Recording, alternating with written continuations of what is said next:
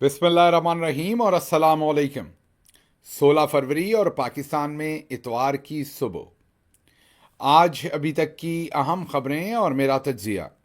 सबसे पहली खबर आपके सामने वाशिंगटन डीसी से रखते हैं, जहां पर आज इतवार के रोज़ दोपहर 2 बजे पाकिस्तानी एम्बेसी के सामने पाकिस्तान में जारी जो फस्तायत है उसके खिलाफ पाकिस्तानी कम्युनिटी एक एहतजाज करने जा रही है। इसमें मैं भी शामिल हूँगा, कासिम सूरी साहब भी शामिल होंगे।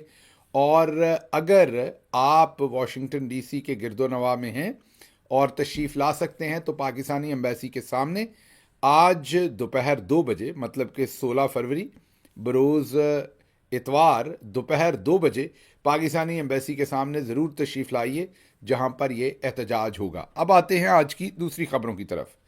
जो दूसरी बड़ी खबर है वो सहाफ़ी खालिद जमील की खबर है। बड़े मोतबर सहाफ़ी हैं और ख़बर उनकी ये है कि तैयब एर्दोगान जो तुर्की के सदर तशरीफ़ लाए थे, वो जाते जाते एक अहम पैगाम देकर गए हैं army chief general Asim Munir और उसके साथ साथ मौजूदा हुकूमत को। अकॉर्डिंग टू खालिद जमील साहब, पैगाम उन्होंने ये दिया है कि आप मुल्क के अंदर सियासी इस्तेहकाम लाएं। वो नवाज़ शरीफ से भी मिलना चाहते थे, लेकिन इसी पैगाम की वजह से नवाज़ शरीफ साहब ने गलत बयानी की कि वो बीमार हैं और वो नहीं आ सकते। हालांकि उसी दिन नवाज़ शरीफ साहब ने अपने एक करीबी दोस्त के घर दावत उड़ाई, जिस वक्त उनके भाई के ज़ुहराने में उनकी बेटी, उनका भाई और तमाम लोग शामिल थे। एन उस वक्त नवाज शरीफ साहब कहीं और बैठे खाना तनावल फरमा रहे थे, लेकिन तैयब एर्दोगान साहब को ये बताया गया कि उनकी सेहत ठीक नहीं है। उसकी बड़ी वजह यह है कि जब नवाज शरीफ साहब पकड़े गए थे जनरल बाजवा के ज़माने में, तो तैयब एर्दोगान साहब से मदद मांगी गई थी और शायद उन्होंने कोई ना कोई मदद की भी होगी। उन्होंने वो सब कुछ याद करवाना था और साथ ये पैगाम देना था कि जो कुछ भी आप कर रहे हैं मौजूदा, ये जो सियासी इस्तेहकाम नहीं है, इससे पाकिस्तान का नुकसान हो रहा है और ये नुकसान बढ़ता जा रहा है। और सहाफ़ी खालिद जमील साहब के मुताबिक उन्होंने ये पैगाम पाकिस्तान की मिलिट्री इस्टेब्लिशमेंट, ज़ाहिर है जो army chief general Asim Munir हैं, उन्हें और मौजूदा रजीम को दिया है कि मुल्क में सियासी इस्तेहकाम लाएं। और वो ज़ाहिर है तभी आएगा जब इमरान खान को रिहा करेंगे। अब ये खबर कितनी दुरुस्त है कितनी गलत है, आपको पता है कि मेरे पास जो खबर जैसी होती है बेपर की मैं नहीं उड़ाता, वो आपके सामने रखता हूँ। ये खबर खालिद जमील साहब की है, मेरे पास इसके अलावा और कोई इन्फॉर्मेशन नहीं है, किसी किस्म की कोई कन्फर्मेशन नहीं है मेरे पास कि क्या वाकई ही एर्दोगान साहब ने ये बात कही है या नहीं कही। लेकिन जो खालिद जमील हैं, मोतबर सहाफ़ी हैं, सिक्काबंद सहाफ़ी हैं, इनकी खबरें अमूमी जो मेरे सामने आज तक आई हैं वो दुरुस्त होती हैं और ये एक मेहनती सहाफ़ी हैं, इसलिए मैं इनकी खबर आपके सामने रख रहा हूँ। तो मेरे पास जो सोर्स है वो खालिद जमील ही हैं। इस खबर का इसके बाद क्या आउटपुट निकलता है, ये खबर दुरुस्त निकलती है 100%, तो क्रेडिट खालिद जमील साहब का है। अगर ये खबर दुरुस्त नहीं निकलती तो हम आपके सामने रखेंगे जो भी चीज़ होगी, लेकिन फ़िलहाल एक क्रेडिबल जर्नलिस्ट ने ये खबर दी है तो हम आपके सामने रख रहे हैं। क्विकली आपको चंद सेकंड ये सुनवा भी देते हैं ताकि आपको पता चले कि खालिद जमील साहब ने कहा क्या है। ऐसा ही मैसेज लेकर आए हैं पाकिस्तान की सियासी और मिलिट्री लीडरशिप के लिए और उन्होंने ऐसा ही मैसेज डिलीवर किया है। यही वजह है कि मियां नवाज शरीफ साहब इस्लामाबाद नहीं आए और वो दूर ही रहे हैं, क्योंकि उनको मालूम था कि मैसेज क्या है और उनको ये भी मालूम था कि वो दोबारा से याद दहानी कराएंगे कि मैंने आपको उस वक्त भी कहा था, आपने नहीं सुनी और आज अब जो है कि गोशा तन्हाई में बैठे जो है कि ना आप बात कर सकते। अब आप अपने फ्यूचर को बचाने के लिए फौरी तौर के ऊपर सियासी इस्तेहकाम लेकर आए और सियासी इस्तेहकाम सबको पता है कि वो पाकिस्तान तहरीक इंसाफ के खिलाफ आप इंतकामी कार्रवाइयां बंद करें, इमरान खान को रिहा करें। सुन लिया आपने। अब चलते हैं हम अगली खबर की तरफ। अगली खबर अडयाला जेल से है और बड़ी मेजर डेवलपमेंट है और इससे यह भी पता चल रहा है कि इमरान खान आने वाले दिनों में क्या करना चाहते हैं। उन्होंने आज पार्टी को यह बताया है कि मारंग बलूच तक ये पैगाम पहुंचाया जाए कि ईद के बाद पाकिस्तान तहरीक इंसाफ उनके साथ मिलकर एहतजाज करने का इरादा रखती है। ये पैगाम अब मारंग बलूच साहबा तक पहुंचाया जाएगा। ये बहुत ही इंपॉर्टेंट डेवलपमेंट है। वजह क्या है?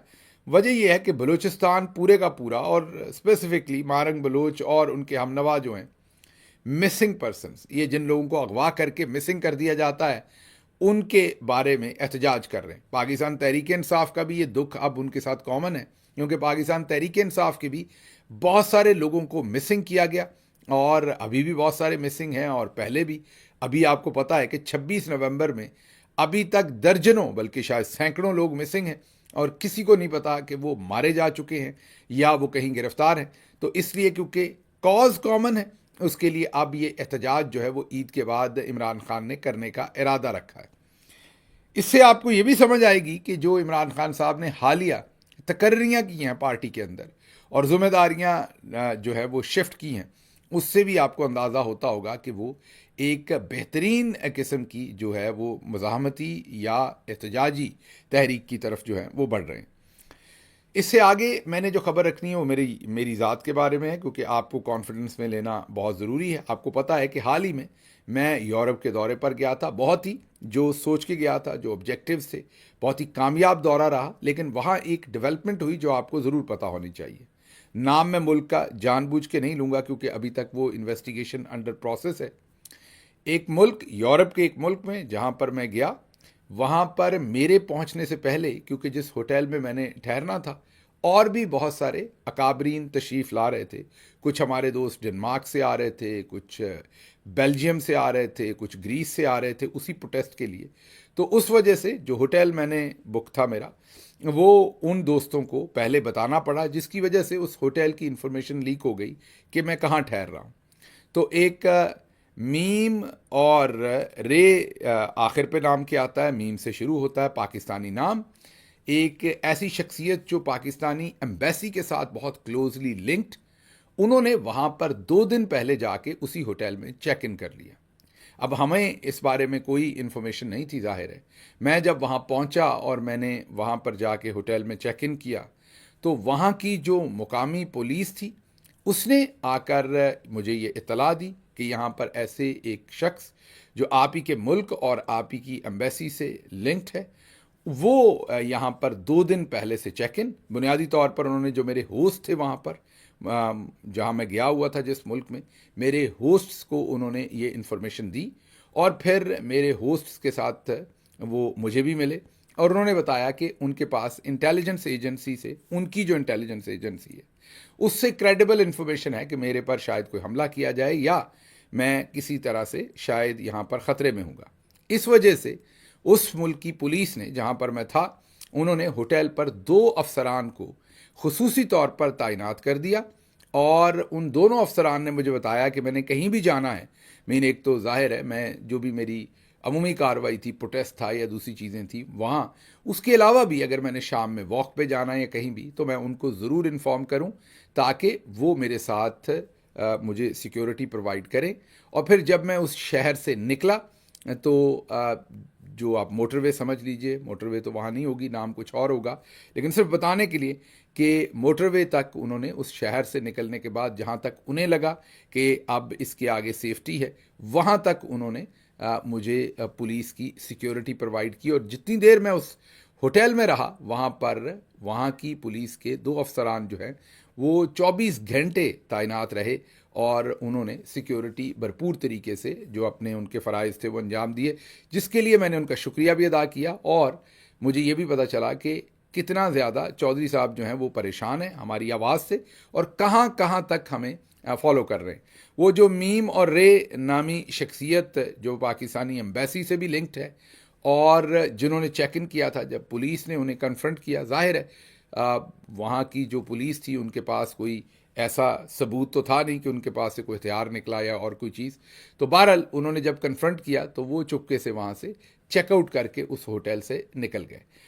उसके अलावा बहुत सारे जो लोग इस प्रोटेस्ट के साथ लिंक्ड थे, उनके ऊपर बड़ी ज़्यादती की गई, उनसे ज़बरदस्ती बयान लेने की कोशिश की गई, उनके घर वालों को तंग किया गया। तो ये एक ऐसी चीज़ थी, मैं आपको उसी दिन बता सकता था, लेकिन मैं आप सबको परेशान नहीं करना चाहता था, क्योंकि आप में बहुत सारी मेरी माएँ, बहनें, बेटियाँ, भाई, वो ज़ाहिर है दुआएं भी करते हैं और हमारी सेफ्टी के लिए परेशान भी होते हैं।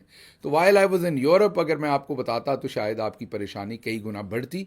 ये इन्फॉर्मेशन तो मेरे पास कई दिन से है, या ये जो मेरे साथ बीती ये कई दिन से मेरे पास है, लेकिन मैंने सोचा कि ये पहले मैं वापस पहुंच जाऊं और फिर आपके सामने ये तमाम चीज़ रखूंगा। तो अभी ये रिकॉर्ड के लिए आपके पास ये इन्फॉर्मेशन रहे। और मुल्क का नाम इसलिए नहीं लिया कि अभी तक वो इसको इन्वेस्टिगेट कर रहे हैं, तो उसकी शायद उनको उसका नुकसान ना हो उस इन्वेस्टिगेशन को, तो इसलिए मैं आपके साथ शेयर नहीं कर रहा, लेकिन किसी भले वक्त में इंशाल्लाह वो भी आपके साथ शेयर करेंगे। अच्छा जी, अगली खबर जो है वो फिर मेरे से रिलेटेड है, लेकिन बड़ी इंटरेस्टिंग है।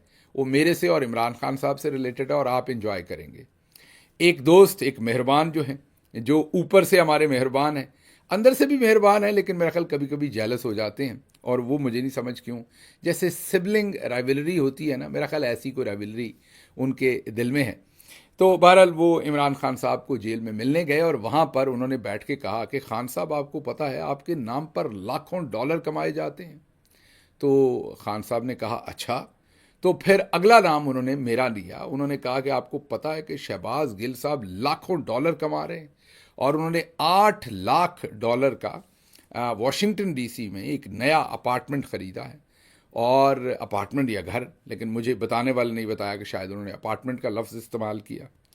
तो अब उनका दिल ये सारी बात करने का ये था कि खान साहब शायद कहेंगे कि अच्छा ये तो बहुत बुरा किया उसने, या वो इसको बुरे तरीके से लेंगे। तो उन्होंने उसका जवाबन उन्होंने कहा कि अच्छा, 8 लाख डॉलर का अपार्टमेंट ख़रीदा है। तो उसने कहा जी बिल्कुल, देखें वो कितना पैसा कमा रहा है कि उसने 8 लाख डॉलर का अपार्टमेंट ख़रीदा। तो खान साहब ने कहा कि इसका मतलब ये है कि उसको बहुत लोग देखते हैं।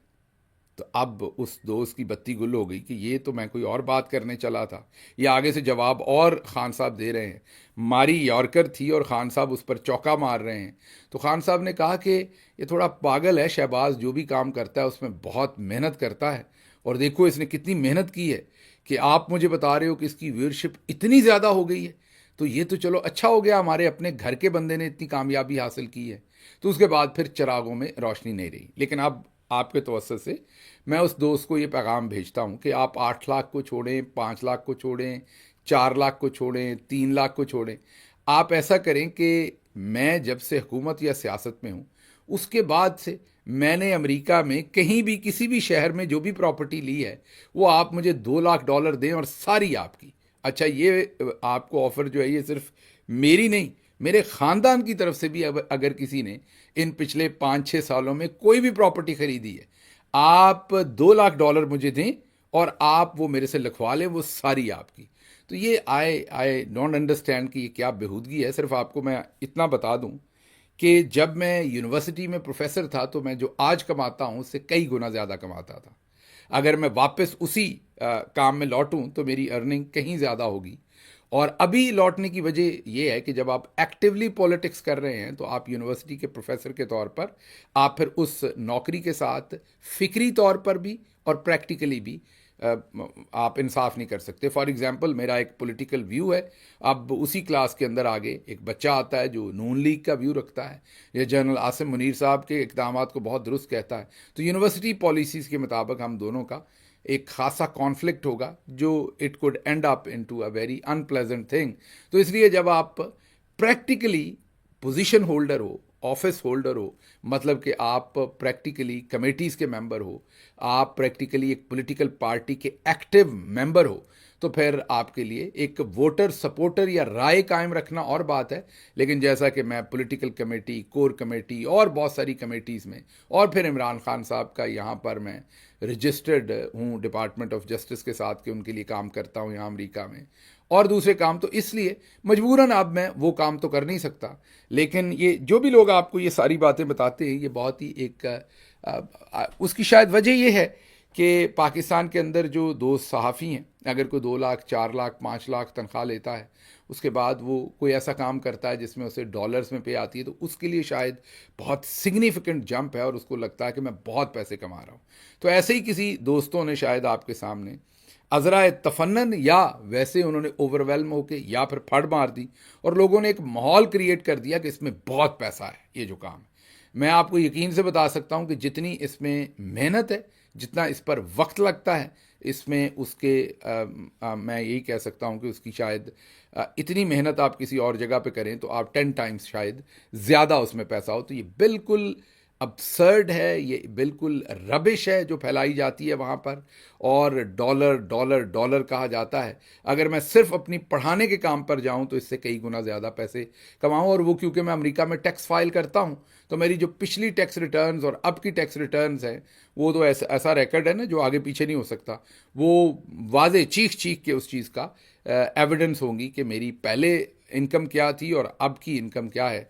तो इसलिए बहरहाल ये एक ऐसी कहानी है जो मैंने आपको बताया कि कुछ लोग ला इलाज होते हैं। ये हमारे जो दोस्त हैं उनको भी शायद मुंह की बवासीर है, मैं यही कह सकता हूँ, ला इलाज हैं। हमारे दोस्त हैं, मैं आपको फिर भी कह रहा हूँ कि मैं ओन करता हूँ कि वो हमारे दोस्त हैं, कोई ऐसी दुश्मनी नहीं है। लेकिन आई थिंक जैसे सिबलिंग राइवलरी होती है ना, कई दफ़ा आप मजबूरन किसी को नुकसान पहुंचाना नहीं चाहते लेकिन इनडायरेक्टली आप फिर भी पहुंचा रहे होते हैं। शायद आप आदत से मजबूर होते हैं या आपसे भला हो ही नहीं सकता किसी को, इसलिए। लेकिन मुझे खुशी ये है कि जो इमरान खान है उन्होंने उनकी अच्छी फिक्री तौर पर ठुकाई की, और वो फिर अपनी बगलें झांक रहे थे कि ये मैंने शहबाज की अपनी तरफ से तो बदतारीफ़ी की थी, लेकिन ये तो काम जो है वो तारीफ़ की तरफ निकल गया। अगली खबर ये है जी कि जो आर्मी चीफ की और मरियम नवाज साहबा की तस्वीर आई हैं जो ग्रीन पंजाब इनिशिएटिव के तहत वहाँ पर, उसमें दो आपको अंदर की खबरें देनी थी। पहली अंदर की खबर तो ये कि जी वहाँ पर वर्ड इस्तेमाल हो रहा है चोलिस्तान। चोलिस्तान तो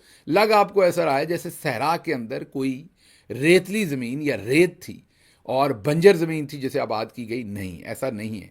ये जो ज़मीन ली गई है इसमें से बहुत सारी ज़मीन काश्तकारों ने, किसानों ने, ज़मींदारों ने कई सालों साल की मेहनत करके उसको पहले से ही जरखेज़ बनाया हुआ था, आबाद किया हुआ था। उसके ऊपर टेक ओवर किया गया मिलिट्री की तरफ से, और उसमें जिसमें पहले से फसलें होती थी वहाँ पर ये फसलें लगाई जा रही हैं। ये कोई रेत की ज़मीन को आबाद नहीं किया गया, ये कोई बंजर ज़मीन को आबाद नहीं किया गया। तो पहली तो ये कन्फर्मेशन हो जाए आपको। दूसरी, हमारे पास अब मरियम नवाज साहबा के करीबी ज़राए से ये खबर आ रही है, और ये खबर ये आ रही है कि ये जो इफ्तिताह था ये आर्मी चीफ के प्लानिंग में नहीं था। ये ख्वाहिश गवर्नमेंट ऑफ पंजाब की तरफ से, वज़ीर आला पंजाब की तरफ से की गई थी, और ख्वाहिश की वजह शायद ये जो ख़तो ख़ताबत हो रही थी, मतलब जो इमरान खान साहब का ख़त नंबर 1, 2 और 3, और उसके बाद ये जो सारा माहौल था कि जी मुज़ाकरात हो रहे हैं, बैक एंड पे हो रहे हैं, फ्रंट पे हो रहे हैं, वो मिलिट्री की और इमरान खान की बात हो रही है, ये जो माहौल था इससे इस्तराब में थी जो वज़ीर आला पंजाब हैं और जाली झूठी वज़ीर आला पंजाब मरियम नवाज़, वो इस्तराब में थी, परेशानी में थी, ओवरवेल्म थी, और उन्होंने ख्वाहिश का इजहार किया कि मेरे दिल के सुकून के लिए, मेरी कंफर्ट के लिए ये एक पब्लिक डिस्प्ले होना चाहिए कि हम सेम पेज पे हैं। हमारी केमिस्ट्री जो है मिलिट्री इस्टेब्लिशमेंट की और नून लीग की वो एक ही है, तो आप हमारे साथ इस इफ्तिताह पे ज़रूर आइए, तो ये, या हमें बुलाइए, जो भी आप इसे कहिए। तो फिर इस वजह से ये प्लान हुआ। ये बिल्कुल भी आप सब क्योंकि आर्मी चीफ पर भी बहुत तनकीद कर रहे हैं, तो ठीक है, वो आपकी मर्ज़ी, आपने तनकीद करनी या नहीं, मैं तो नहीं कह सकता। लेकिन मैं ये आपको बता दूं कि ये प्लान उनका नहीं था, ये प्लान वज़ीर आला पंजाब का था। और फिर जब ये मुलाकात हो गई तो आप भी हैरान हैं, क्योंकि अभी तक जितने भी मीडिया के लोग हैं उन्होंने कहा कि, क्योंकि मैं आपको चले बता देता हूं कि जब मैं इमरान खान साहब के मीडिया को हेड करता था तो बहुत सारी तस्वीर लोग बनवाते थे।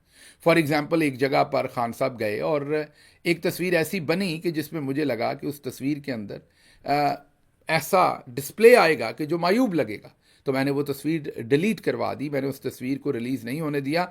जो शख्सियत थी जिनसे रिलेटेड वो तस्वीर थी, वो एक बहुत ही पावरफुल शख्सियत थी, और वो मेरी जान की दुश्मन बन गई वो शख्सियत। उन्होंने खान साहब को मेरी शिकायत भी लगाई उसके बाद, और मेरी वो जान के आज तक भी शायद वो शख्सियत दुश्मन है। लेकिन मुझे पेशावराना तौर पर लगता था कि वो तस्वीर मीडिया में नहीं जानी चाहिए, और मैंने उस तस्वीर को डिलीट करवा दिया। तो बहुत सारी तस्वीर मायूब होती हैं जिसमें आप दुरुस्त तरीके से खड़े नहीं हैं, आंखें बंद है, बॉडी पोस्चर आपका ठीक नहीं है, कोई गैर ज़रूरी शख्स तस्वीर के अंदर आया हुआ है, गैर ज़रूरी डिपिक्शन है किसी चीज़ की। तो जो प्रोफेशनल आपकी टीम होती है, ये उनका काम होता है कि उन्होंने फ़िल्टर करना होता है। इसीलिए आप ये जो इतनी इंपॉर्टेंट पोजीशंस होती हैं हेड ऑफ स्टेट्स के साथ, वहाँ पर आपके सिक्काबंद लोग जो वेल ट्रेंड हों, एजुकेटेड हों, उनका वर्ल्ड व्यू हो, उनकी अंडरस्टैंडिंग हो, एक्सपोजर हो, तो वो आपके साथ इसीलिए काम करते हैं। अब बाजी ने इससे पहले जो अमाराती सदर के साथ हैंड हग वाली तस्वीर थी वो भी बाजी के अपने मीडिया ने रिलीज़ की थी। अभी ये जो तस्वीर हैं जिनमें बाजी शर्मा रही हैं, लज्जा रही हैं, ब्लश हो रही हैं, वो तस्वीर भी जो है वो रिलीज़ करवाई गई हैं, उनको लिया गया है पहले और रिलीज़ करवाई गई हैं। उल्लू का पट्ठा भी अगर वहाँ पर कोई मीडिया को हैंडल करने वाला हो, समझदार ना भी हो, उल्लू का पट्ठा भी हो, तो वो भी इन तस्वीर को किसी सूरत रिलीज़ नहीं करेगा। It is not sending a very professional image of army chief as well as chief minister Punjab. लेकिन इन तस्वीर को जानबूझकर रिलीज़ करवाया गया और मैंने जैसे आपको कहा कि ये ख्वाहिश पर किया गया, क्योंकि प्रेशर फील कर रही थी चीफ मिनिस्टर पंजाब, जाली चीफ मिनिस्टर पंजाब मरीम नवाज़, और वो तमाम चीज़ें जो आपके सामने मैंने रखी हैं। अच्छा जी, अगली खबर जो है वो कामरान शाहिद साहब का तज्जिया है। उन्होंने कहा है कि इस्टेब्लिशमेंट का मौक़िफ़ ये है, इस्टेब्लिशमेंट यहाँ फ़ौज को कहते हैं और फ़ौज में भी कोई इस्टेब्लिशमेंट नहीं, एक शख्स है आर्मी चीफ, और जाहिर है उनके इर्द गिर्द के जो उनकी किचन कैबिनेट है वो। तो कामरान शाहिद साहब कहना चाह रहे हैं कि आर्मी चीफ का या उनके करीब तरीन जनरल्स का मौक़िफ़ ये है कि इमरान खान ने बड़ी चालाकी चली है, और उन्होंने बजाय इसके कि वो ट्वीट करते, उन्होंने ट्वीट करने की बजाय आर्मी चीफ के नाम खुला ख़त लिख दिया है। और वो जो खुला ख़त उन्होंने आर्मी चीफ के साथ नाम लिखा है वो असल में उन्होंने आर्मी को भी लिखा है, और वो पूरी फ़ौज को बता रहे हैं कि तुम्हारा आर्मी चीफ ये कर रहा है और वो कर रहा है। तो बुनियादी तौर पर वो आर्मी चीफ की पोजीशन को पूरी फ़ौज के सामने मुश्किल बना रहे हैं, कंट्रोवर्शियल बना रहे हैं। जो भी ये लफ्ज़ उनके नहीं है कंट्रोवर्शियल या मुश्किल, लेकिन कहने का उनका मकसद ये है कि तुम्हारा चीफ ये कर रहा है वो कर रहा है, कि चीफ की जो सिचुएशन है उसको पूरी फ़ौज के सामने एक्सपोज कर रहे हैं और डिफ़िकल्ट बना रहे हैं। अच्छा, इस पर तज्जिया मैं ज़्यादा नहीं करूँगा, सिर्फ यही बताऊँगा कि ये कामरान शाहिद साहब आपको बता रहे हैं कि ये आर्मी चीफ या उनके करीबी जनरल सोचते हैं। क्या वो ये दुरुस्त सोचते हैं या गलत, ये आप कमेंट्स में ज़रूर बताइएगा। अगली खबर की तरफ चलते हैं। सरगोदा में शाकिर नामी सहाफ़ी, ये मैं आपको वीडियो दिखा नहीं सकता क्योंकि यूट्यूब अलाउ नहीं करेगा, बदतरीन तशद्दुद शाकिर नामी सहाफ़ी के ऊपर कर रहे हैं। ये नून लीगी गुंडे हैं और इनको क्योंकि चौधरी साहब ने इजाज़त दे रखी है इनको सब कुछ करने की, और अब ये गुंडे जो हैं वो सहाफ़ियों को फेंटा लगा रहे हैं। और वो जो बड़े बड़े जगादरी सहाफ़ी हमें बताया करते थे फ्रीडम ऑफ स्पीच, वो कान में डाले नहीं रड़क रहे, ना ही आपने देखा है पीका एक्ट के ऊपर। और जाहिर है कुछ सहाफ़ी तो कर रहे हैं हड़तालें, लेकिन जो बड़े बड़े जबरौन नाम थे वो उस तमाम के तमाम ना ही इस तशद्दुद पर बोलेंगे और ना ही पीका एक्ट के ऊपर वो बोल रहे हैं। आखिरी खबर जो आपके सामने रखनी है वो है हकीकी आज़ादी के एक और बहादुर सिपाही शाहनवाज़ शहीद जो है वो भी शहीद हो गए हैं। 26 नवंबर को ये गोलियां लगने से ज़ख्मी हुए थे और इनका इलाज चलता रहा, लेकिन सोचिए कि कितने ज़ख्मी होंगे कि इतने महीनों के बाद भी सरवाइव नहीं कर पाए और शहीद हो गए। अब जो नोन लाशें हैं वो गालिबन 16 हो गई हैं अब, या 17 हो गई हैं, और बाकी जो अननोन हैं उनका अभी तक कुछ पता नहीं है। लेकिन दूसरी तरफ आपको ये बताते चलें कि शहबाज शरीफ की हुकूमत ने दिसंबर के महीने की सिर्फ कारकर्दगी आपको बता रहे हैं, बाकी नहीं। दिसंबर के महीने में 1300 अरब रुपए का कर्जा लिया है। कितना? 1300 अरब का। और अगर इसको डिवाइड करें तो हर घंटे में ये 2 अरब रुपए का कर्जा लिया गया है। कितना? 2 अरब रुपए का हर घंटे में। और अगर इसे डिवाइड करें मिनटों पर तो हर मिनट में शायद 3 करोड़ रुपए का कर्जा लिया गया है। तो आप सोचिए कि ये जो पूरा टायर पड़ रहे हैं मर्सिडीज़ के, और ये जो बाजी की आनियाँ जानियाँ हैं, और शहबाज शरीफ के, और ये जो पूरा इनका ब्रिगेड चलता है सारे का सारा, इनके लिए आप हर घंटे में 2 अरब रुपए जो है वो कर्जा ले रहे हैं। और इस तरह से ये मुल्क चल रहा है, और ये कर्जा आपकी आने वाली नस्लों ने उतारना है, आपने उतारना है, इनको इसमें से कुछ नहीं होना। तो मुझे यहाँ से फ़िलहाल इजाज़त दीजिए। अल्लाह आपका हामी और नासिर हो। पाकिस्तान जिंदाबाद।